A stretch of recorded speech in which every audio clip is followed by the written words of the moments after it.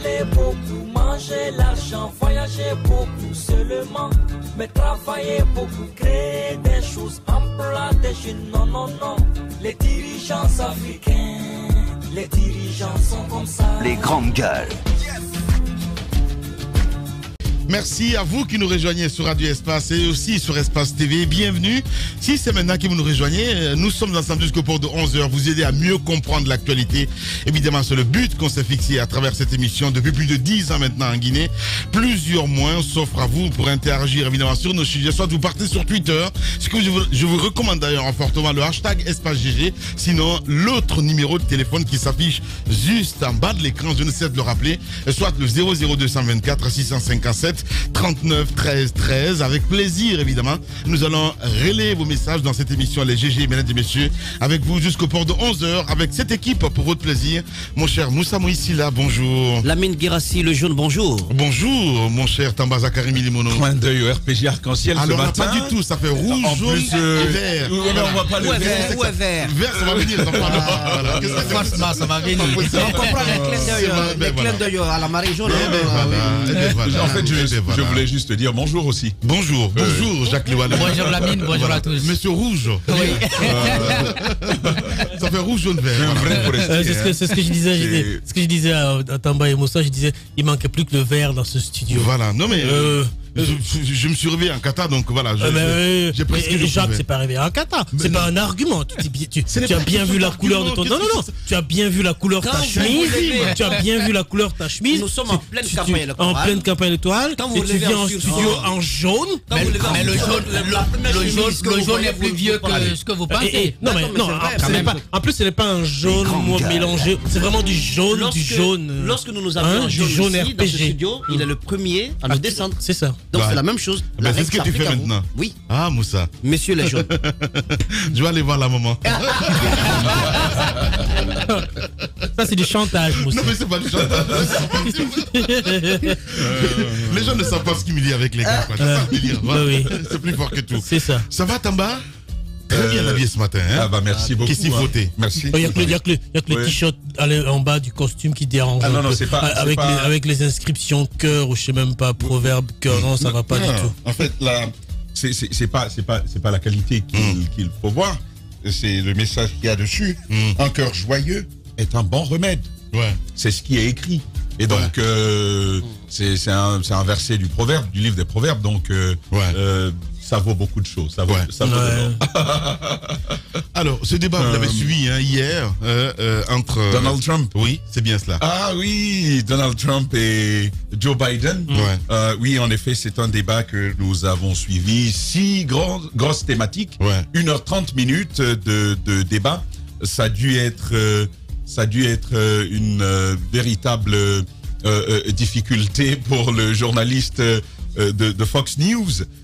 Chris, qui devait encadrer, circonscrire le temps de parole, même si à l'avance c'était bien indiqué pour les deux équipes de campagne, on leur avait clairement indiqué qu'ils avaient 2 minutes chacun par thématique lorsqu'ils prenaient la parole. Je vais parler du temps de prise de parole.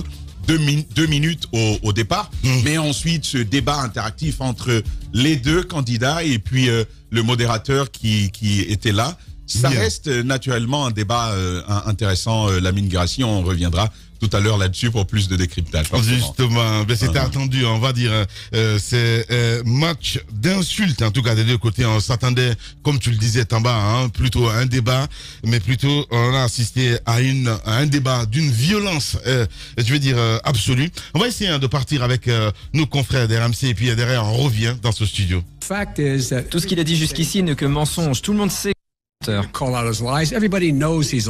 Donald Trump tente à son tour de déstabiliser son adversaire démocrate qui ne se laisse pas faire. Tout ce qu'il a dit jusqu'ici n'est que mensonge. Tout le monde sait que c'est un menteur. Donald Trump tente à son tour de déstabiliser son adversaire démocrate qui ne se laisse pas faire. Vous avez dit intelligent? N'utilisez pas ce mot parce qu'il n'y a rien d'intelligent chez vous. C'est dur de placer un mot avec ce clown. Pardon, cette personne. Les deux rivaux ne tiennent pas plus de 2 minutes sans s'interrompre. Mais tu vas la fermer, mon gars. Plusieurs thèmes sont abordés comme la gestion de la crise sanitaire, 200 000 morts, plus de 7 millions de personnes infectées. On est là parce que vous êtes qui vous êtes, le président n'a pas de stratégie. On a les masques, les respirateurs et on est à quelques semaines d'un vaccin. On fait du bon boulot. Les violences policières aux États-Unis sont aussi l'occasion d'une confrontation vive entre les deux hommes. Il ne veut pas dire loi et ordre, sinon il perdrait tous ses soutiens de la gauche radicale.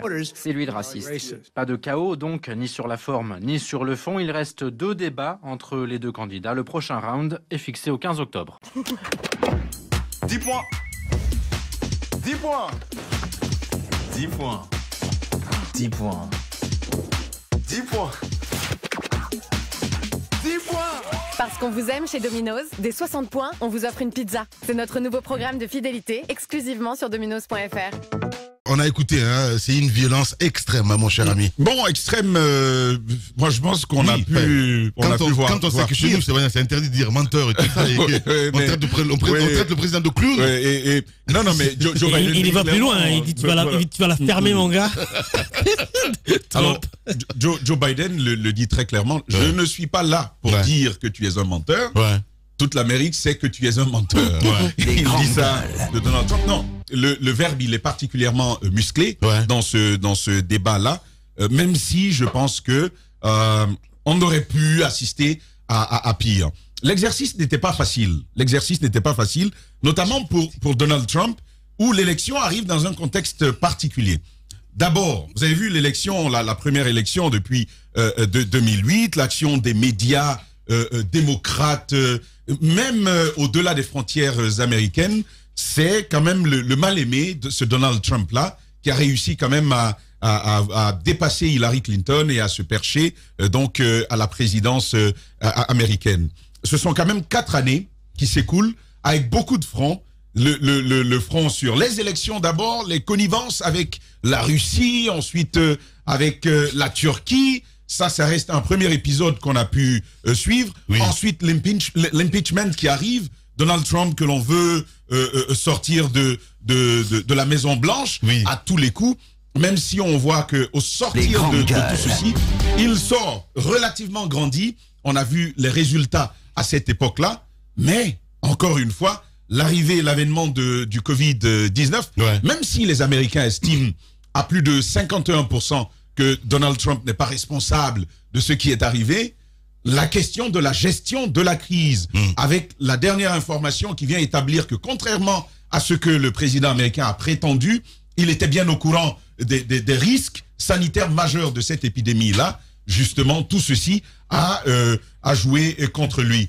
Donc, c'est la question raciale a été évoquée, la question économique. Donald Trump qui vante ses mérites. C'est nos limites.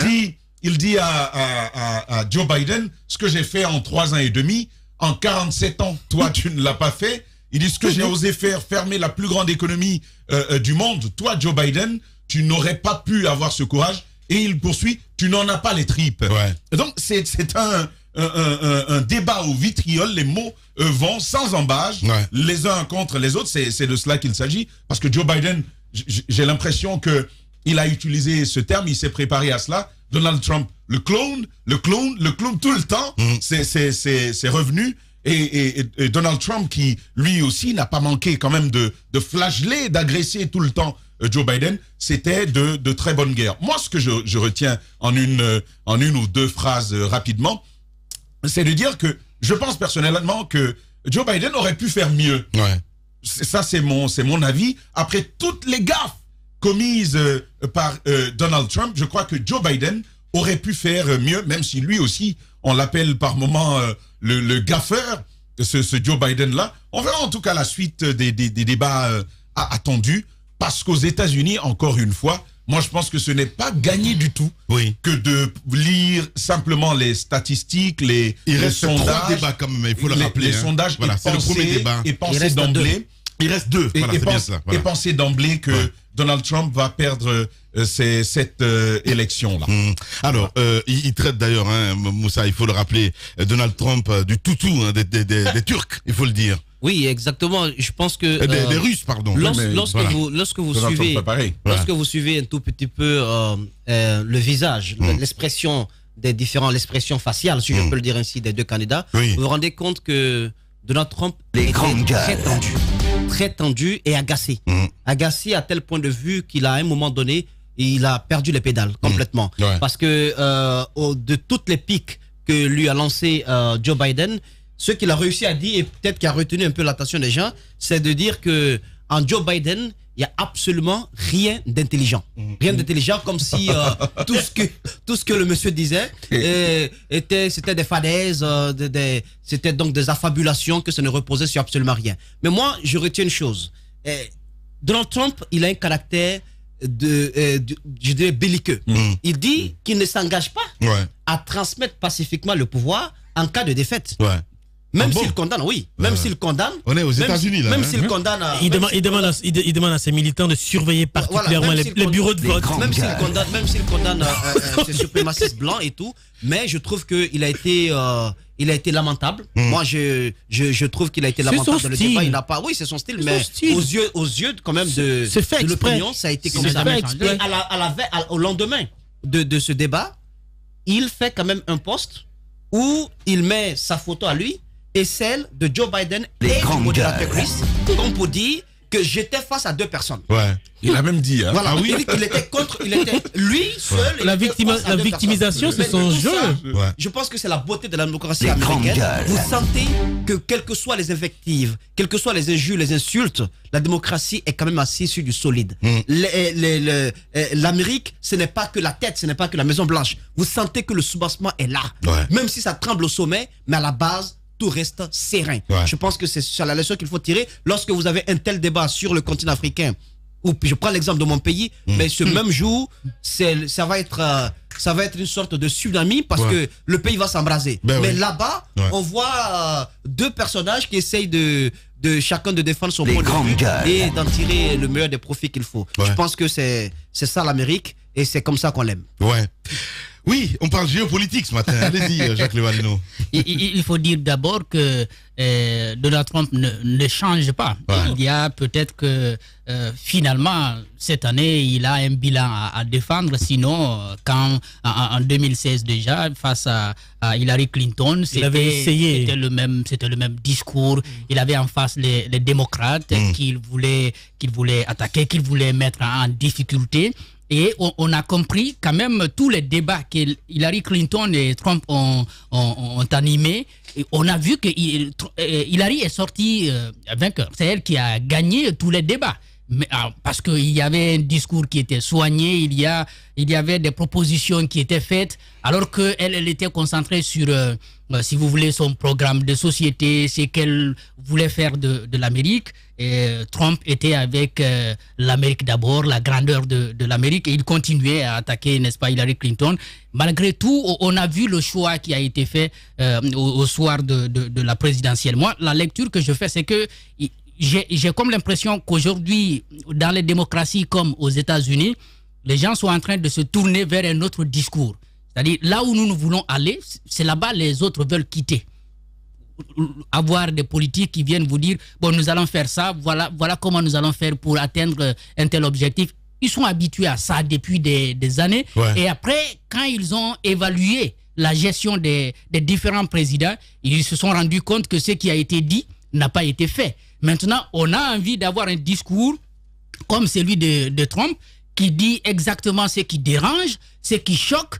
Et puis, bien finalement, il y a des actes qu'il a posés qui étaient conformes, qui étaient en lien direct avec les propositions qu'il avait faites, notamment l'érection de ce mur contre le Mexique, qu'il a continué d'accuser, si vous voulez, d'envoyer vers les États-Unis des criminels, et également beaucoup d'autres propositions en lien avec la société. Par exemple, l'avortement, etc., etc. Ce sont autant de questions. L'Obamacare, pour lequel Obama s'est longtemps battu et qui il est venu remettre, n'est-ce pas, en cause. Je pense qu'il y a ce type de discours qui semble prendre de la place aujourd'hui aux États-Unis. Donc, même si Joe Biden avait la qualité la carrure d'un Obama, par exemple, il lui serait aujourd'hui très difficile de convaincre. Même si, encore une fois, bien entendu, il faut voir ce qui va se passer parce qu'il y a quand même la colère. Au niveau des États-Unis, avec la gestion de Trump, il y a beaucoup de promesses qu'il n'a pas pu lui aussi respecter. Et il va falloir juger tout ceci dans les jours à venir. Mais je crois que le débat tel qu'il a commencé ne peut pas servir assez chez le lecteur. Oui, on pourrait s'attendre à cette agressivité. Absolument. De la part venant de Donald Trump, ça n'étonnerait personne. Vous savez que depuis que cet homme s'est engagé en politique, il a cassé tous les codes du politiquement correct. Effectivement. Et dans les discours, et dans le style de la campagne, et même dans la gestion de l'État. C'est un chef d'État qui est sorti des normes traditionnelles des chefs d'État américains. Vous savez, les Américains aiment bien élire à la tête de leur pays. C'est un populiste. Absolument. Les Américains aiment bien élire à la tête de leur pays, excusez-moi du terme, celui qu'on appelle qui a beaucoup plus de couilles, vous comprenez, un courageux, un combattant, quelqu'un qui fait pas dans la dentelle. Et c'est comme ça qu'il a eu la chance d'être élu. Les républicains. Oui, au moindre mal, ils sont prêts à prendre les armes et voyez-vous, et menacer tout le monde. C'est un peu ça. Donald Trump a utilisé exactement le même style qu'il a utilisé face à Hillary Clinton lors des premières élections. Sauf que ce qu'on a reproché à Hillary Clinton, c'est qu'elle est restée, stoïque, elle est restée calme, et elle a failli même, à un moment donné, en venir aux larmes lorsque Donald Trump l'a attaqué violemment. Et les Américains n'ont pas aimé ça. Ils ont dit, oh la mémé, elle n'est pas encore prête pour diriger notre pays parce qu'elle est encore sensible, c'est pas une femme dure. Non, c'est exactement ce que Joe Biden a voulu éviter. Sauf qu'il est tombé dans le piège de Donald Trump. Donald Trump, s'il partait dans un débat classique comme à l'habitude aux États-Unis, il perdrait de facto contre Joe Biden. Joe Biden, c'est un grand débatteur. Il est un peu dans le style de Obama. Obama, qu'on a qualifié d'ailleurs de l'un des plus grands débatteurs parmi les présidents américains. Donc, Joe Biden est tombé dans le piège de Donald Trump. Donald Trump l'y a entraîné expressement parce que dans un débat intelligent, dans un débat idée pour idée, il a pas véritablement de bilan à proposer aux Américains, en tout cas bilan politique. Le bilan économique est un peu florissant aux États-Unis, sauf que le Covid est venu à la dernière minute tout racler. Mais du point de vue politique, Donald Trump, on sait très bien qu'il a réussi à diviser l'Amérique encore plus profondément que les États-Unis l'étaient avant. Donc avoir un Joe Biden en face et le laisser aller dans les débats d'idées, dans les débats de propositions, il ne gagnerait pas. Donc il a fait exprès monter la température, sachant très bien que l'un des points faibles de Joe Biden, et d'ailleurs on l'a relevé, c'était la gestion de son tempérament. C'est un monsieur qui ne sait pas gérer son tempérament. Et donc facilement il est tombé dans le piège de Donald Trump, il a drainé vers l'enfantillage, et finalement on sait ce à quoi on a assisté, c'était une pugilade de mots. Mais j'espère qu'il va pouvoir corriger ça au deuxième débat, Joe Biden. Mais une chose est claire, c'est que c'est le style de Trump. Il va rester dans le même style, il va pas changer. Donc dans la provoque, il faut le dire. Dans la provoque, c'est ça. Vous êtes chez les GG. Aujourd'hui, chez les GG, ça rythmera entre convaincre les dissidents et les sceptiques. Dr Faya Milimono, président du Bloc libéral, nous dit tout. Que se passe-t-il au BL? Le BL est-il au bord de l'implosion? Quel positionnement dans la présidentielle d'octobre? Dr Faya Milimono nous dit tout. Réagissez en live sur le hashtag #EspaceGG. Dr Faya Milimono chez les GG, aujourd'hui dès 9h sur Radio Espace et Espace TV. Vous qui nous rejoignez sur Radio Espace, mais aussi sur Espace TV tous les matins, vous avez accès à cette émission. Continuez à réagir sous les coups de 10 heures. Je me ferai plaisir de lire quelques messages, évidemment. À la une, lui, il fait partie de la vieille garde du FNDC qu'il fréquente toujours. Il dénonce vertement la nouvelle constitution, le fichier électoral et les conditions de tenue du scrutin présidentiel, tout comme la participation d'anciens compagnons donc à la prochaine élection. Pour lui et pour son parti, aller à la présidentielle du 18 octobre n'est pas seulement une erreur, c'est aussi une faute grave. Il le dit ce matin, Tamba. Cela contredirait, oui, tout ce qui était dénoncé donc par le FNDC. Il n'en reste pas moins pour que sous sa case, la saison ne soit que aux grands amours. et ce qui fâche et qui balkanise donc le bloc libéral. C'est un congrès polémique que le parti peine à boucler. Et quelles sont les raisons du boycott de la présidentielle? Nous essayons de comprendre ce matin. Et qu'est-ce qui ne va pas au bloc libéral? Dr Faya Milimono, président du BL, il est notre invité ce matin chez les GG sur Radio Espace Guinée. Et clameur suite donc à l'annonce hier soir de l'attaque des cortèges du Premier ministre et du ministre de la Jeunesse donc en Moyenne-Guinée, des véhicules caillassés et incendiés, des blessés parmi donc les gardes. L'équipe gouvernementale aurait donc échappé belle grâce à l'arrivée de renforts militaires. Dans un communiqué, le gouvernement guinéen pointe du doigt l'action du militant organisé contre des dignitaires de l'État. Que s'est-il vraiment passé? Nous essayons de comprendre ce matin comment s'en défend à l'UFDG. Nous allons avoir évidemment notre reporter sur le terrain, Malik Sangiana Kamara, Ousmane Gawal Diallo, directeur de la cellule de communication du côté de l'UFDG. Ils interviendront évidemment ce matin dans notre émission Les GG sur Radio Espace Guinée. Continuez à réagir. Un peu plus tard, nous allons lire quelques messages dans cette émission Les GG. Allez, nous partons en région, Moussa Moïse Silla. Évidemment, on a vu ces images déjà hier soir. On va essayer de montrer un petit peu à la télévision. L'heure est grave, si on en revient, en tout cas, si on croit ce qui se passe sur les images que nous avons reçues. Oui, je trouve que nous sommes en train de nous enfoncer de jour en jour vers une abysse assez profonde. Ouais. Parce que les images d'hier sonnent comme une sorte d'aboutissement. Justement, on le voit à l'instant à la télévision. Donc, ces images sonnent comme une sorte d'achèvement, d'aboutissement de tous les discours au vitriol que nous avons entendus durant cette semaine et la semaine dernière.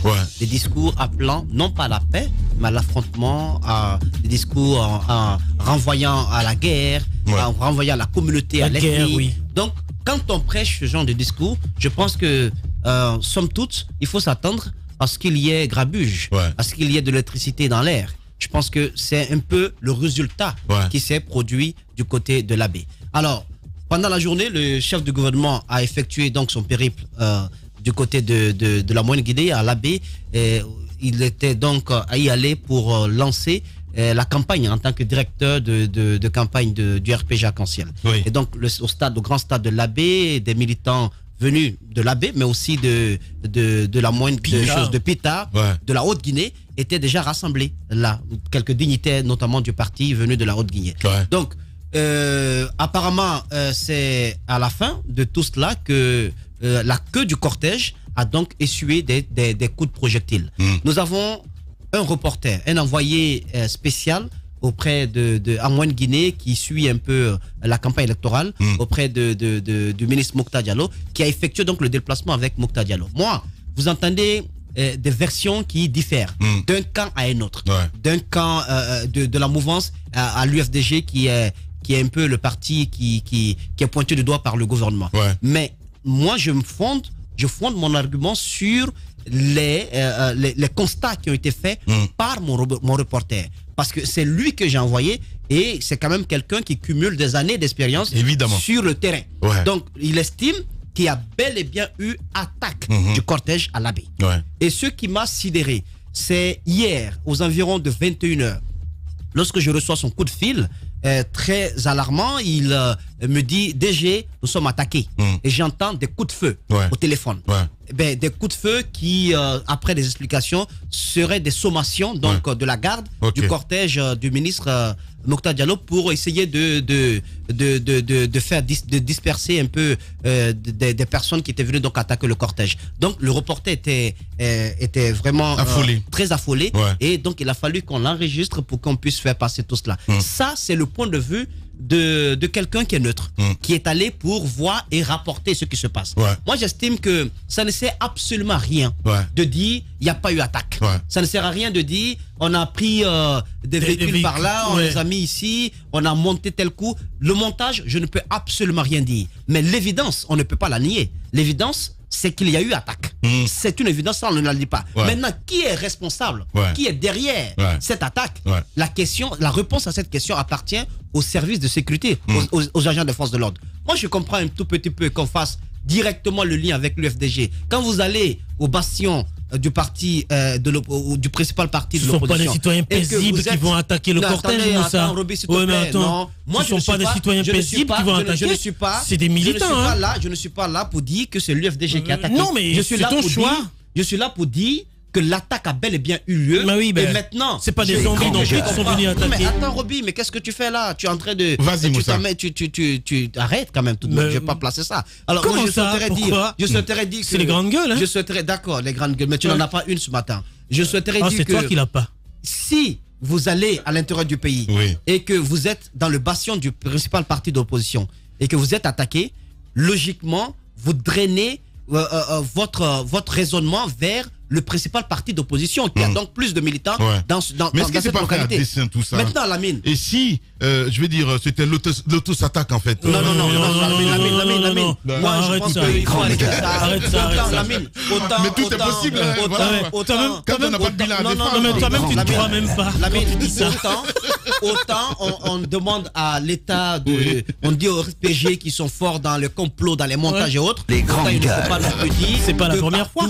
On met en place ce genre de coup ourdi contre je sais pas qui. On peut donc mettre en danger la vie du journaliste. On met en caillasse ses propres véhicules. On se prend soi-même en otage pendant des heures et des heures du côté de là-bas. On monte un coup, on met des troncs d'arbres sur la route de telle sorte que on puisse être séquestré. Là, je pense que il faut éviter tout ça. Moi, ce qui urge, c'est le travail d'enquête qui va permettre quand même d'identifier les personnes qui sont responsables de ce qui s'est passé et de les entendre. Parce que ce qui est étonnant aussi, c'est qu'on n'ait pas mis la main sur une seule personne.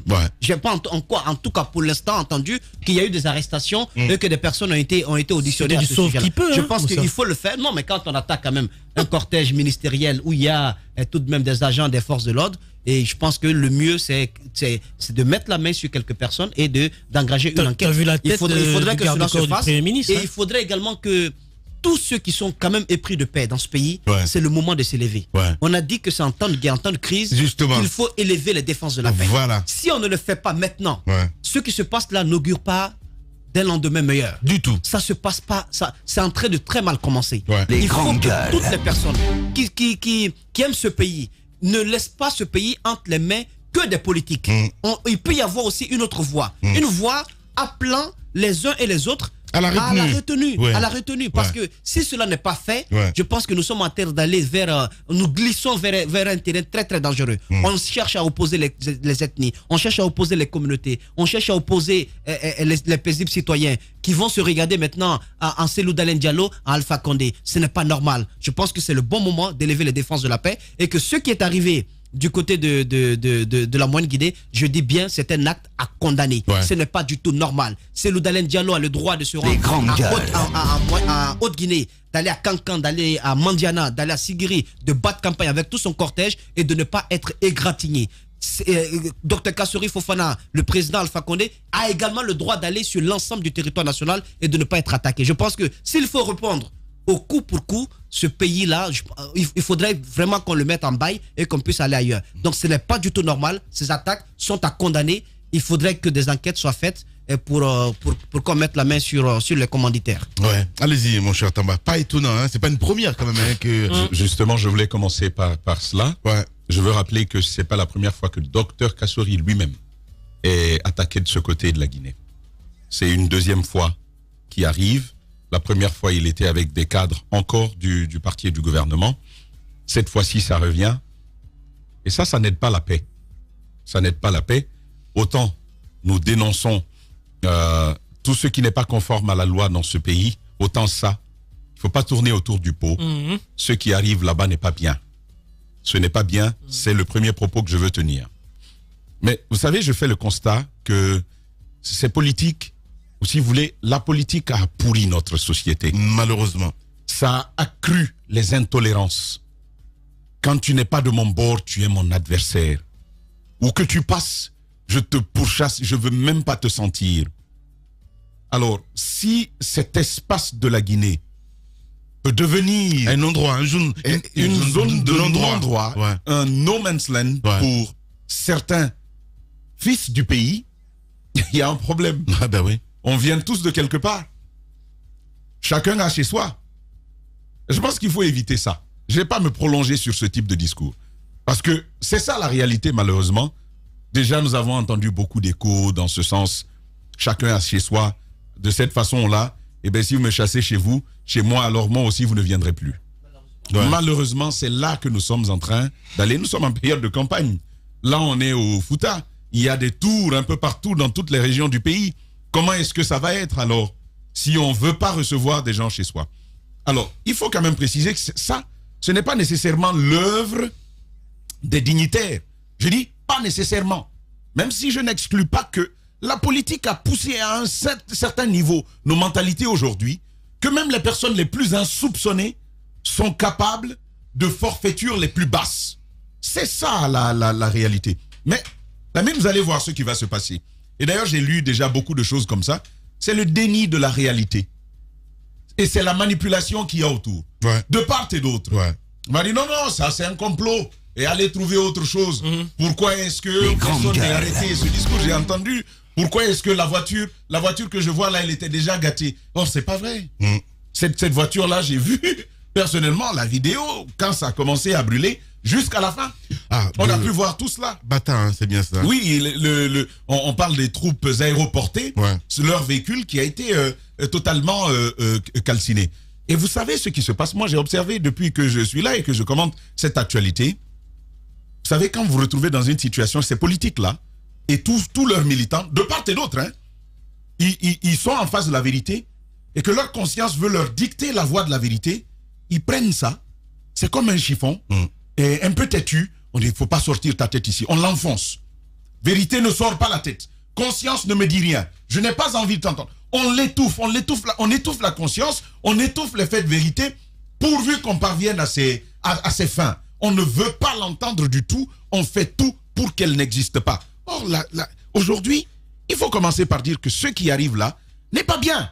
Moi, je veux entendre les leaders politiques. J'ai lu Dr Fodé Oussou sur ça, qui a parlé de complot, vu que notre pays, depuis 58, c'est un pays dit des complots. Il le dit, c'est vrai. Mais je veux quand même entendre une parole qui condamne ce qui est arrivé.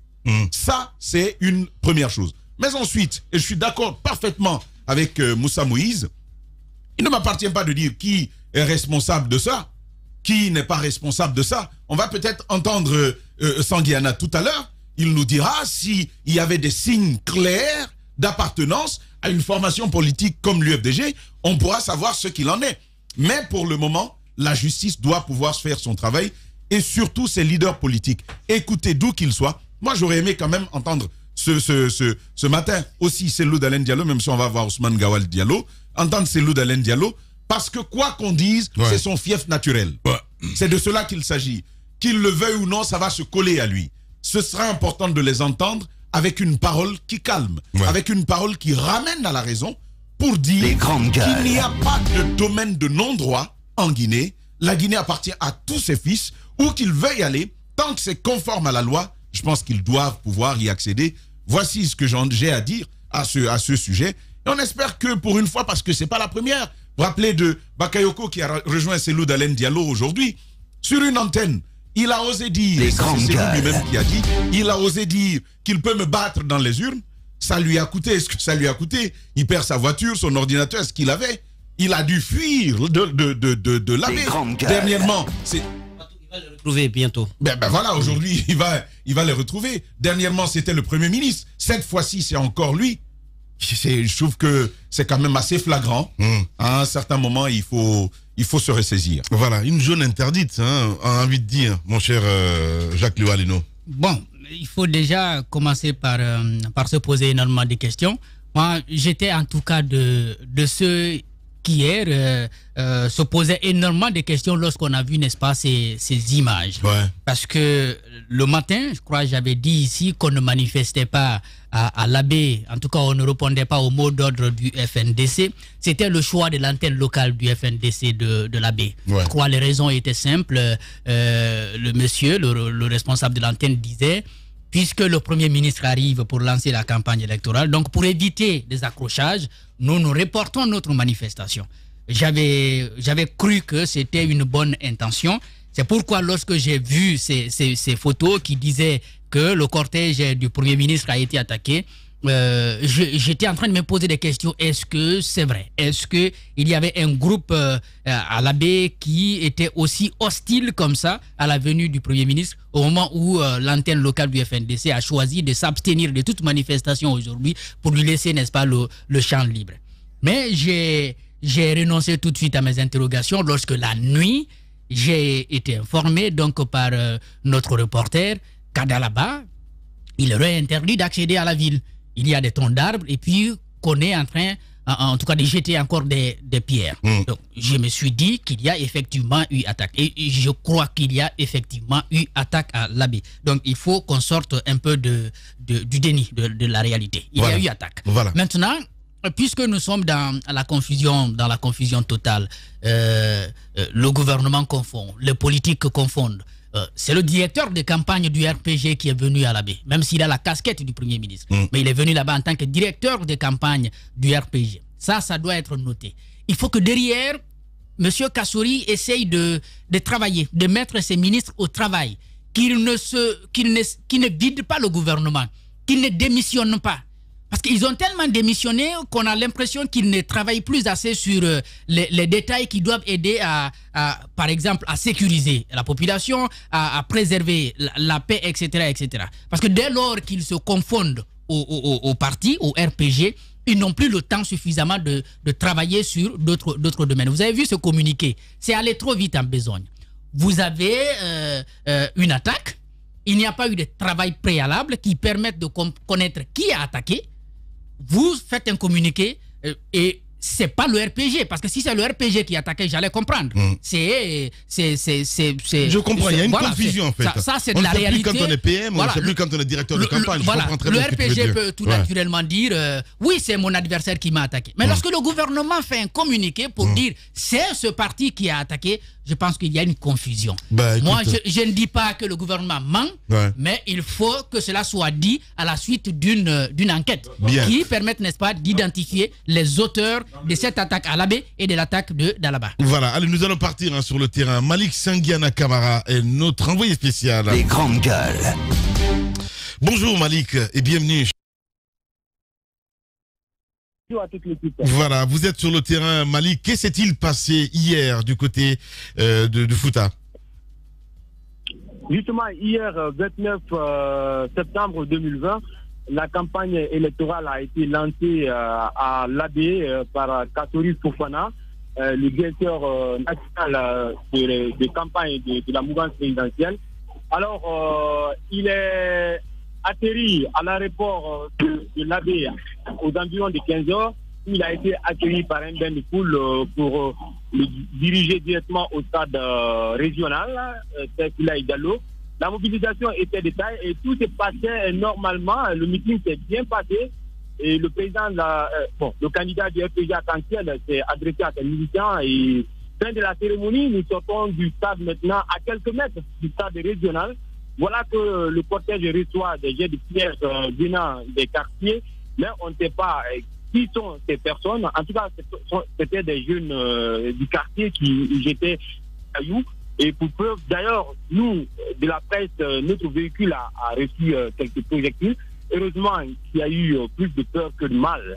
Donc ça, c'était la scène de la ville de l'Abbé. Donc on était en partance maintenant pour Pita, où on devrait encore assister au lancement de la campagne dans la ville de Pita, où Mouktar Diallo est le directeur préfectoral de la campagne. Toujours, le Premier ministre était dans le cortège, il était le chef de la délégation, bien évidemment. Alors, là-bas, à Pita, tout s'est bien déroulé, les discours sont bien tenus, les sages ont été salués. Il n'y a eu aucun incident dans la ville de Pita. Pita, à 19h, on a pointé sur Dalaba. Donc, à 7 km de la ville, d'abord, le cortège a été immobilisé pour voir la situation du centre-ville. On a été alerté que ça ne va pas trop avec les services de renseignement et les forces de sécurité qui dévancent souvent la délégation officielle. Alors, on a fait au moins 15 à 20 minutes immobilisés et à la fin de compte, on a bougé pour foncer sur la ville. Et là, j'étais en ligne avec mon directeur Moussa Moïse. Je lui ai dit, nous sommes en danger parce que nous recevons des cailloux partout, nos vitres ont été caillassées. Là, il fallait avoir peur là-bas parce que vraiment c'était compliqué avec les jeux. Et pour preuve, il y a eu un petit corps des forces de sécurité qui a même été incendié parce que avant d'arriver, ils avaient déjà appliqué l'huile de moteur sur le goudron, ce qui a renversé le pick-up et voilà, ils sont venus mettre du feu. Et certains militaires ont été blessés, certains journalistes ont été également touchés, les véhicules ont été caillassés et donc nous étions obligés de rentrer dans un domicile privé. Je ne sais pas si c'était prévu ou pas, mais c'est là-bas où nous sommes rentrés pour nous à l'abri de tout cela. Pendant ce temps, c'était des tirs à balles, des jets, des gaz lacrymogènes, des cailloux. C'était compliqué et c'était dangereux. Donc nous sommes restés là à l'abri jusqu'à 1h du matin pour essayer l'équipe de Mouktar, puisque nous accompagnons Mouktar, ce qui nous concerne. Donc on était obligé de venir dormir à 1h du matin à Pita. Et là aussi, on était obligé de se protéger par des forces de sécurité.